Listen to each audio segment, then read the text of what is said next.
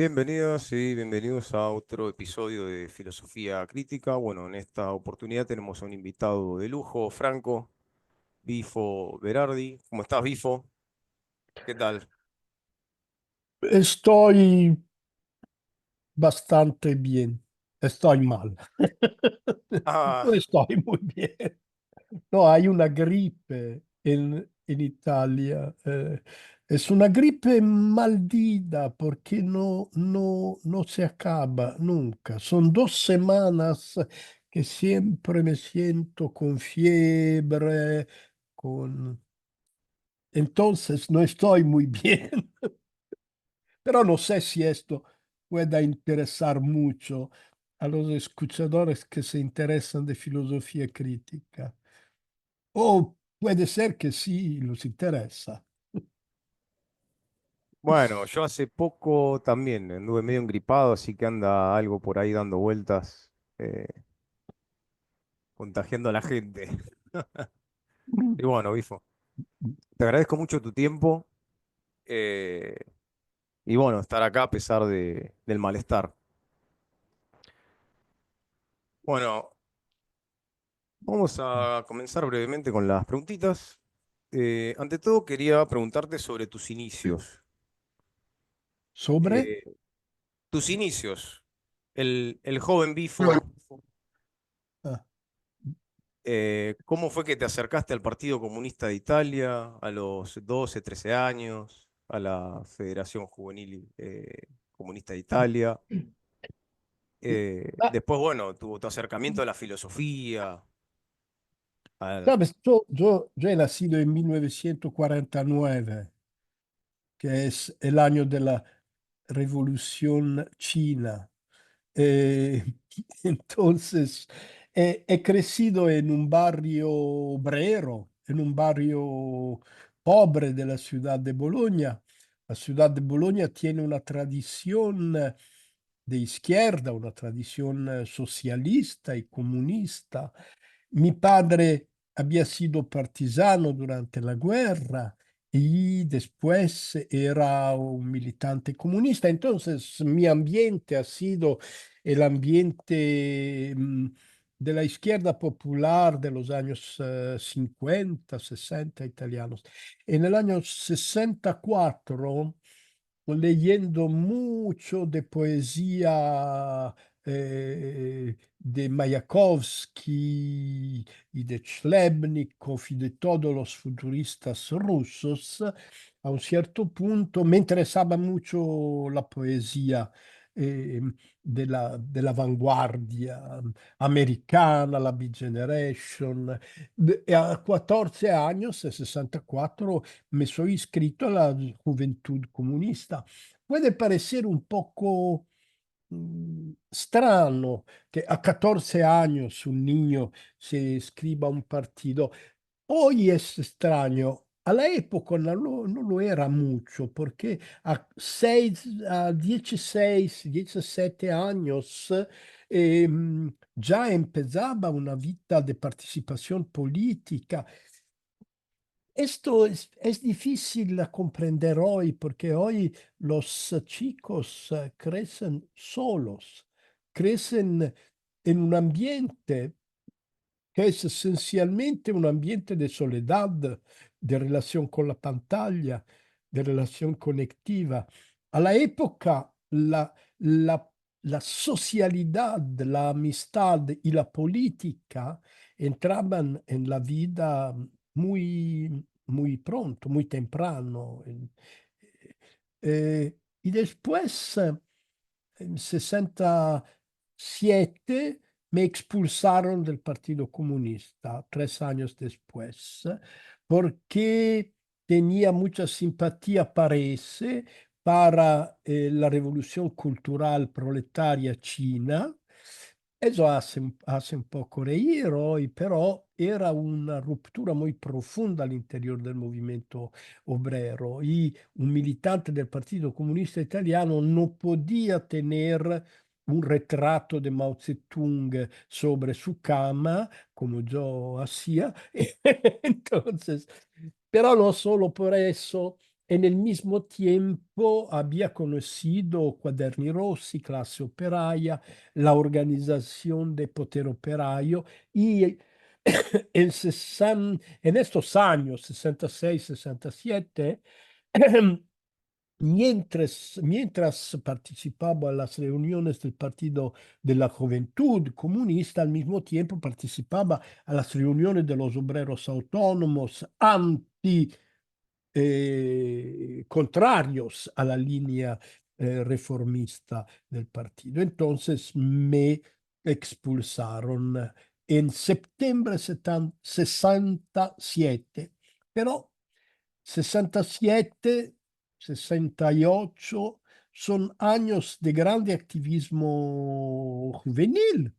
Entonces me expulsaron del Partido Comunista. El día después hemos ocupado la Universidad de Bolonia y empezó un movimiento en el cual la relación con el Partido Comunista no era importante, era secundaria.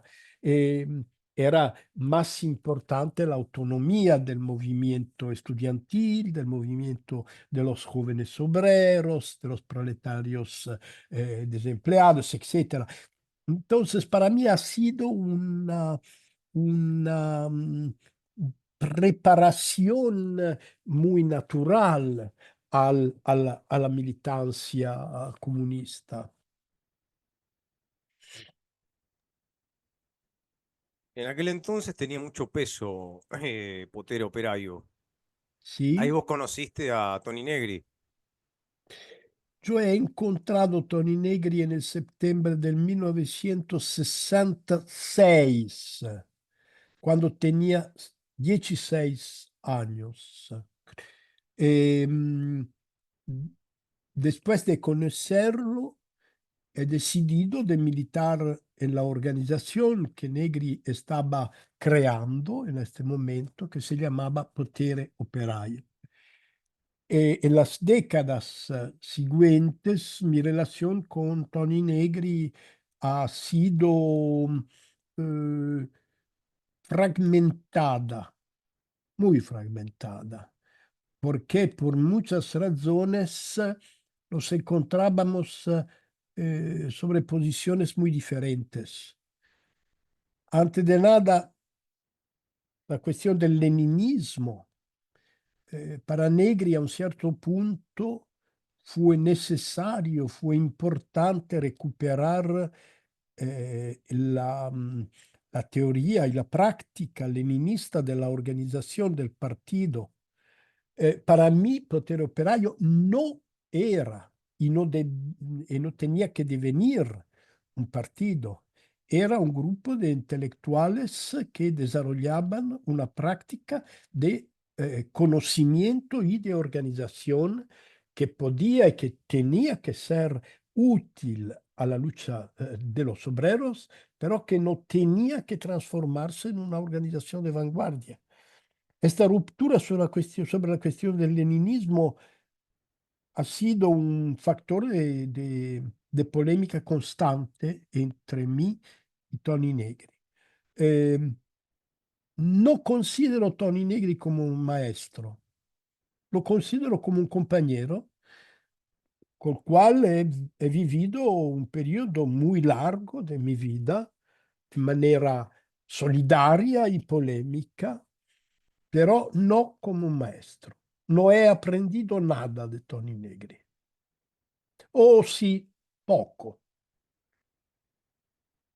He aprendido mucho más por Mario Tronti, mucho más por Raniero Panzieri, por Sergio Bologna. En mi memoria, Tony Negri ha sido un compañero, no un maestro.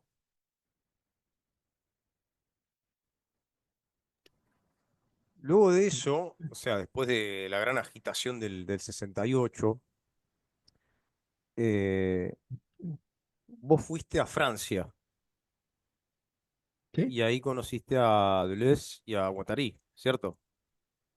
Yo he conocido a Guattari, no a Deleuze. Deleuze lo he encontrado dos, tres veces casualmente, porque Deleuze era enfermo y muy aislado en un cierto sentido. Sí, después de la revuelta estudiantil de Bolonia en marzo 77, em, la policía me estaba buscando para arrestarme y he sido obligado a escaparme a París. Y en junio de 77 he encontrado a Félix Guattari.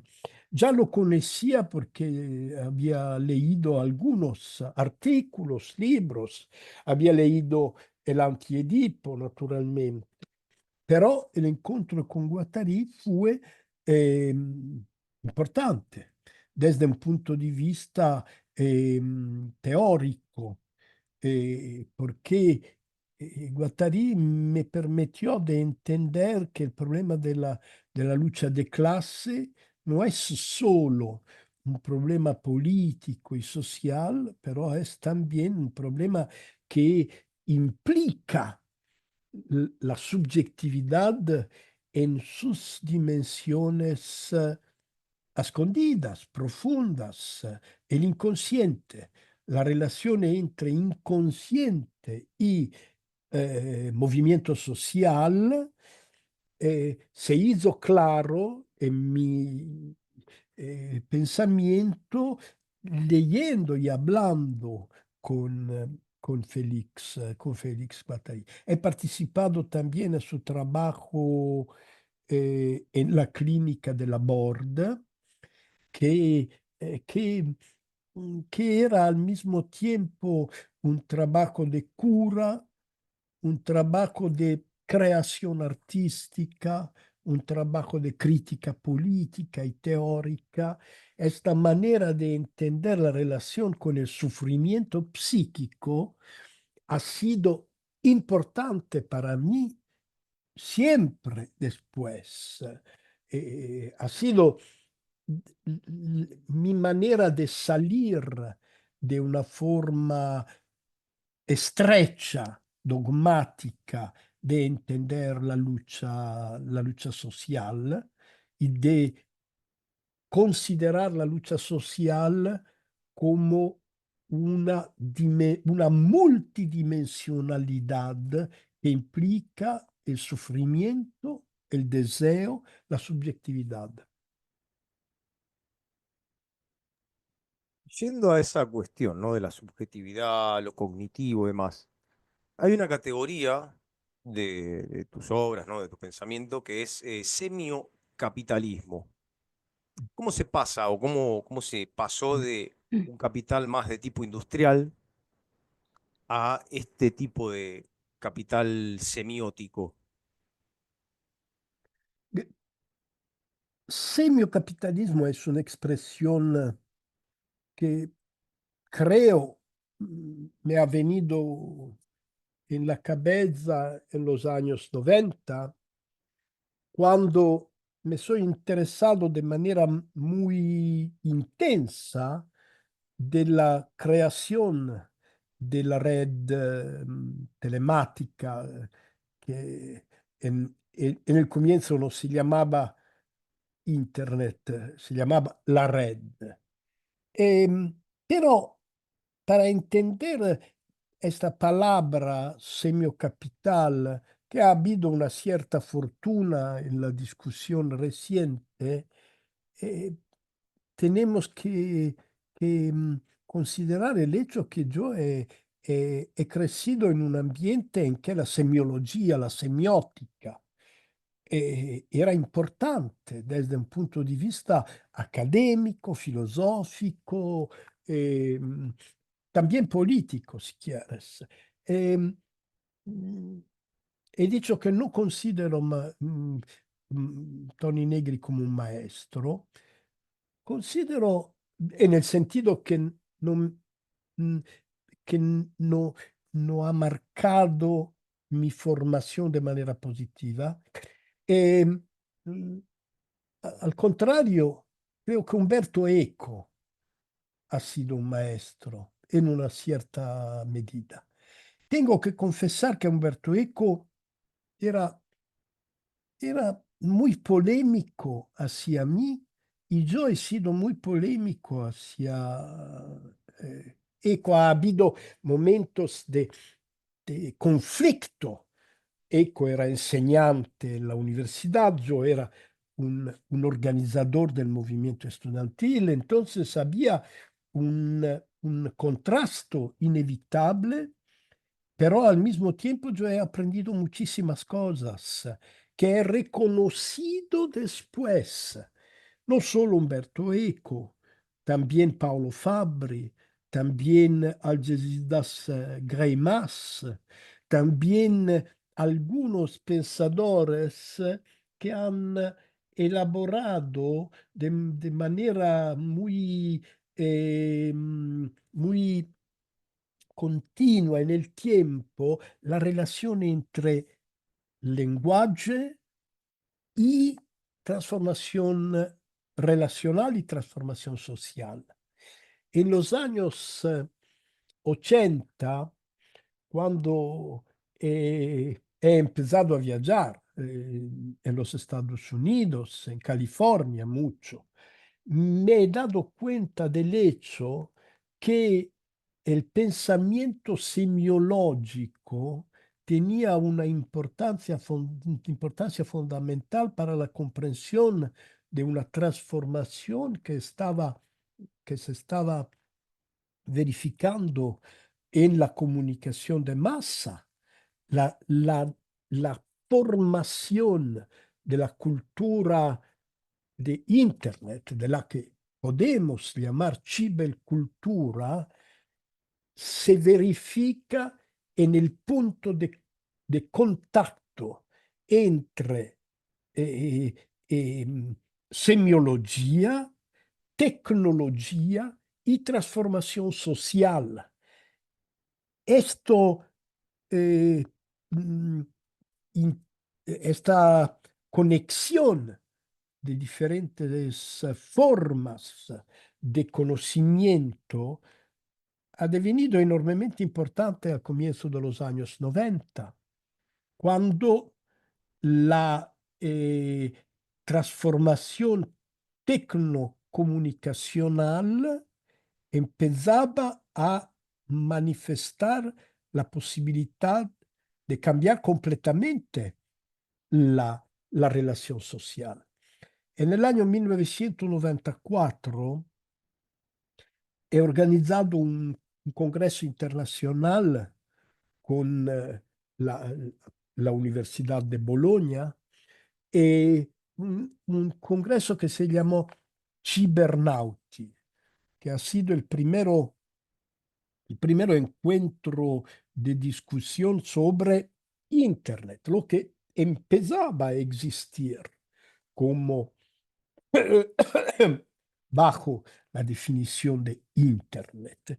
Fue un congreso donde se encontraron pensadores operaístas que venían de la tradición operaísta, como Paulo Virno, como Franco Piperno, y pensadores que venían de la crítica a la tecnología, como el francés Pierre Lévy, y pero al mismo tiempo habían pensadores sociólogos como Arthur Crocker, muy cercano a Jean Baudrillard, y habían personas que venían de la escuela de Félix Guattari, como Daniel Sivandón, etc.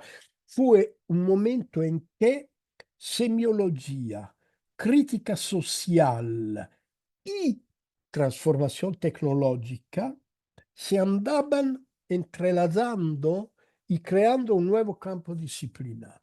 A este punto me pareció que la forma del capitalismo estaba modificándose gracias a la semiotización del proceso productivo mismo. Entonces, me, me pareció útil la expresión semiocapital.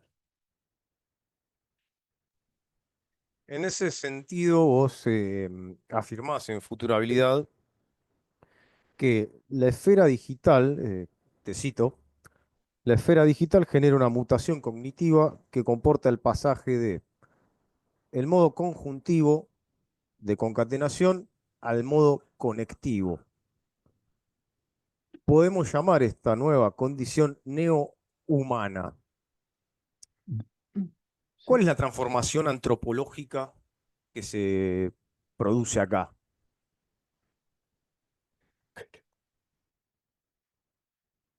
Il concetto di congiuntivo in opposizione al concetto di connettivo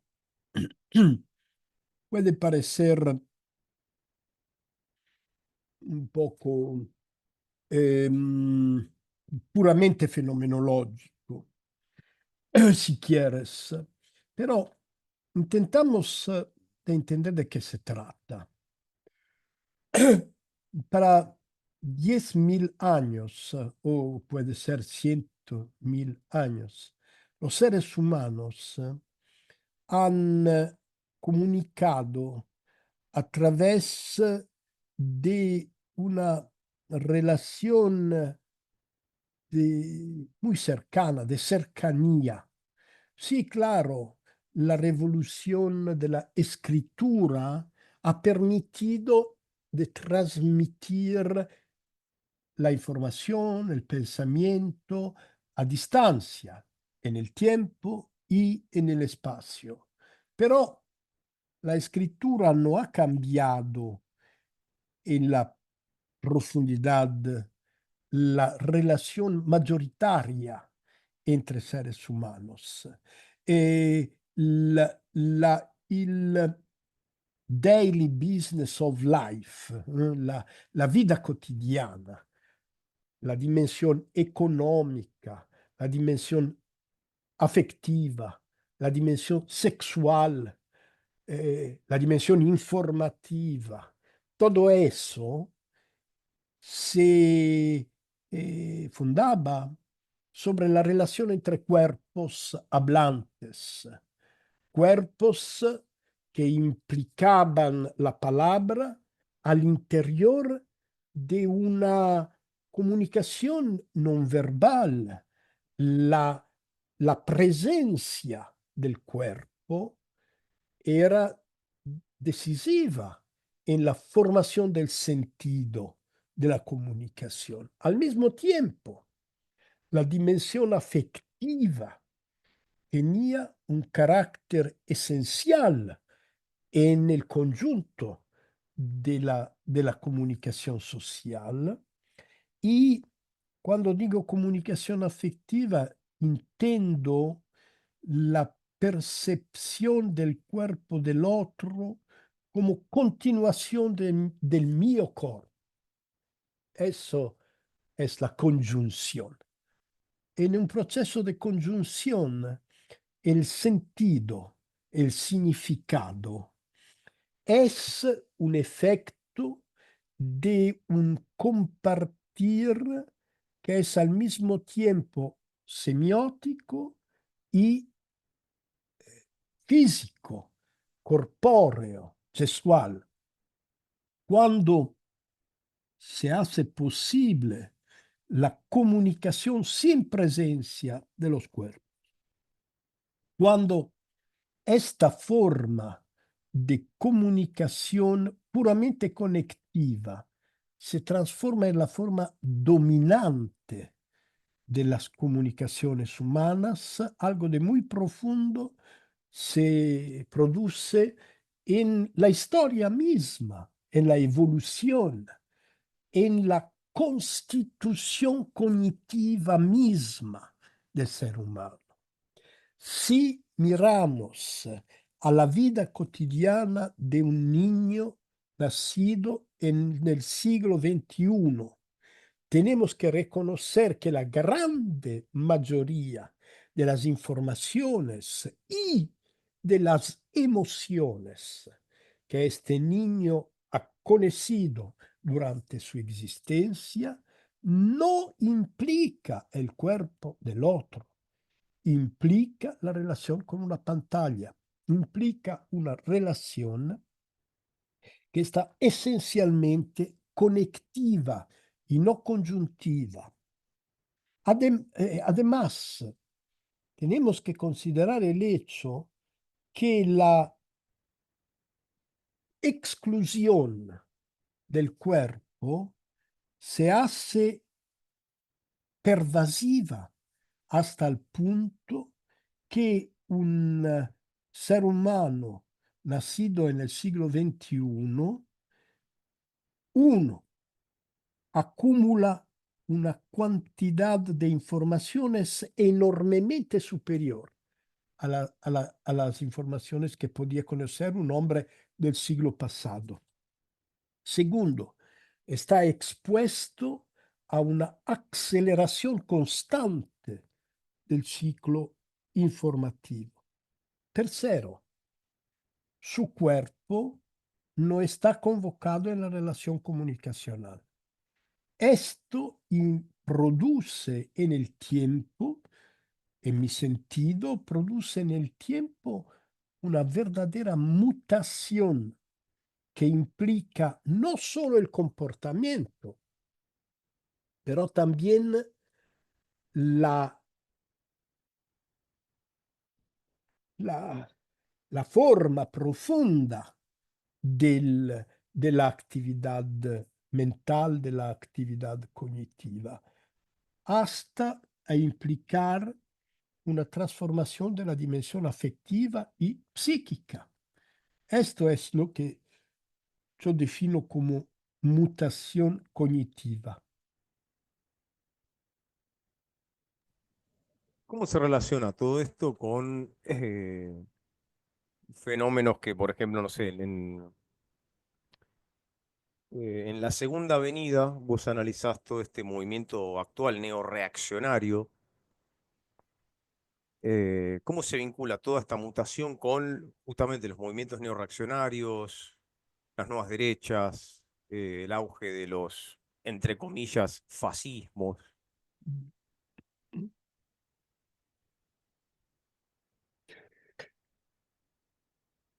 Lo que está pasando es al mismo tiempo un retorno de formas comportamentales, ideológicas, que pertenecen a la época del fascismo, mejor del nazismo hitleriano. Pero, pero eso no significa mucho, porque no es la substancia del movimiento reaccionario contemporáneo. La substancia de este movimiento no es ideológico, es esencialmente psíquico, es esencialmente psicótico, en un sentido muy, muy preciso. Estamos viviendo un momento, una época en que se verifican al mismo tiempo dos procesos. Uno es el proceso que, de la aceleración del circuito comunicacional, que produce un efecto que los psiquiatras definen como trastornos de la atención. Beh, trastornos de la atención. Pero si pensamos que una persona de hoy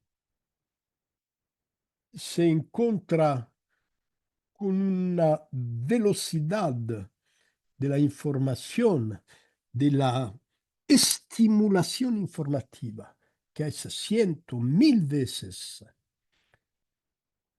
más rápida de lo que era hace 100 años, entendemos que no hay trastornos de la atención. Hay un cambio radical de la infosfera. Es como si nos encontramos frente a la pantalla del cinematógrafo. Y la película, a un cierto punto, se pone a andar más rápida, ciento más veces más rápida. No entendemos nada de lo que está, no entendemos nada. ¿Por qué? ¿Somos trastornados? No. Ha cambiado el ambiente de la comunicación, de la información. Un, una, una, un ambiente comunicacional que se ha vuelto profundamente patógeno, que ha producido efectos de pánico y al mismo tiempo va produciendo efectos de depresión masiva. Cuando el organismo se encuentra en una condición de depresión, una posibilidad para curar la depresión es tomar la anfetamina. Es una hiperexcitación del organismo. El fascismo es la anfetamina para un organismo deprimido. Es muy peligroso, porque el problema es que mi ley funciona. Mi ley funciona sobre un organismo deprimido, la descarga de aceleración extrema, la anfetamina, produce un efecto de excitamiento, pero la mañana después te, te matas, te lanzas del 10º piso. ¿Eh? El efecto de este excitamiento que el fascismo siempre produce es un efecto suicidario. El fascismo es una cura contra la depresión, pero no dura. Produce una tragedia como ya hemos visto hace 100 años. En el año 1919, un psicanalista que se llamaba Sándor Ferenczi, de la misma generación de Freud, dijo en una entrevista, 1919, después de la Guerra Mundial, después de la pandemia española, en una situación muy similar a la situación en que vivimos hoy, Sandro Ferenczi dijo, nos encontramos en una situación de psicosis de masa y nosotros, psicanalistas, no sabemos qué hacer cuando se trata de psicosis de masa. Hitler lo sabe. Hitler ganó. Hitler curó la depresión de los alemanes. Las consecuencias las conocemos. Nosotros hoy, nosotros los europeos, por ejemplo, estamos exactamente en la misma condición. Estamos preparando lo que Hitler preparó en los años 30. Pero la conclusión ha sido una tragedia inmensa. Esta vez será una tragedia 10 veces más catastrófica de la tragedia que fue la Segunda Guerra Mundial. Vos Creo que hablás de una, abastece. vos has ¿Cómo? hablado de una tercera guerra mundial. Pero Una- sé que es la Tercera Guerra Mundial. No hay la Guerra Mundial. Hay una guerra que ya existe, que no es algo de mañana, ya se está desarrollando, no solo con el genocidio nazista de Gaza, el genocidio que el Estado nazista de Israel está desarrollando en Gaza. No solo con esto, no solo con la guerra en Ucrania, no, en todos lugares esta guerra se está desarrollando. Es una guerra que, que tiene el carácter de una guerra caótica, en que no hay dos frentes, no hay los nazistas allá, las democracias acá. No, hay Hitler de un lado, Hitler del otro lado.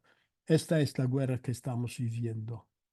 no creo que saliremos, no creo que el género humano saldrá vivo de la guerra que ya estamos viviendo. Creo que hablamos en una condición de ultimidad. Esta es mi convicción actual. Mm, ¿Qué nos queda a nosotros hoy en día, no? Vos hablaste de aceleración. Están los aceleracionistas que buscan de algún modo acelerar el proceso capitalista de producción y de socialización, tratando de explotarlo para, bueno, de acá va a surgir una sociedad poscapitalista. Ese mismo discurso lo tienen ciertos sectores de la derecha, como Nick Land, que plantean un capitalismo, pero con una forma política autoritaria. Curtis Yarvin, por ejemplo, propone cambiar los estados-nación por sociedades anónimas. Conozco muy bien estas posiciones, sí. Mm. Eh, ¿Qué nos Eh, queda a nosotros? O sea, que hay un futuro poscapitalista, estamos en una transición hacia formas completamente autoritarias de gobierno. ¿Y qué nos eh, queda a nosotros como izquierdistas, ¿no? Como personas de izquierda. sí, sí, sí. Decimos que buena parte del pensamiento aceleracionista, por ejemplo, Nick Land, tiene una origen al interior del pensamiento marxista. Y yo lo entiendo muy bien. Si aceleramos a máquina, la máquina al final podrá reemplazar el humano, permitiendo al humano de salir de la relación de trabajo, de explotación, etcétera, etcétera. Es una utopía que yo comparto hasta un cierto punto, pero en esta teoría falta una comprensión de la dimensión psíquica. Esto es el punto central.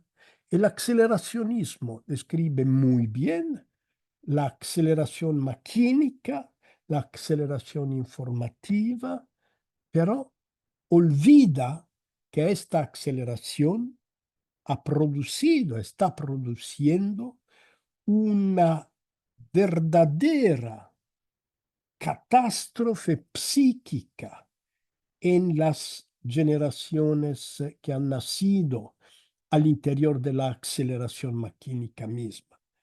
Esto es el punto que Ferenczi hubo la capacidad de entender cuando dijo una psicosis de masa, cuando la mayoría de la población se vuelve deprimida o se vuelve loca debido al pánico, nosotros no podemos hacer nada.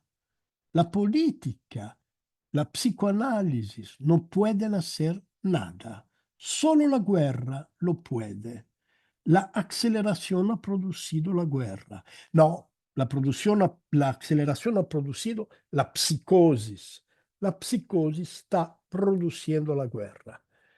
Pero esta vez, si pensamos al hecho que la guerra ahora puede ser guerra nuclear, y si pensamos sobre todo a la coincidencia de la guerra con el cambio climático, entendemos que no hay salida de esta locura. Esta locura está produciendo la terminación del género humano. Bueno, Bifo, te agradezco muchísimo tu tiempo, tu sabiduría. Eh, Y bueno, mi alegría. eh, a los que están viendo esto, bueno, ya saben que pueden suscribirse y Bene, nos veremos la próxima. ciao, gracias.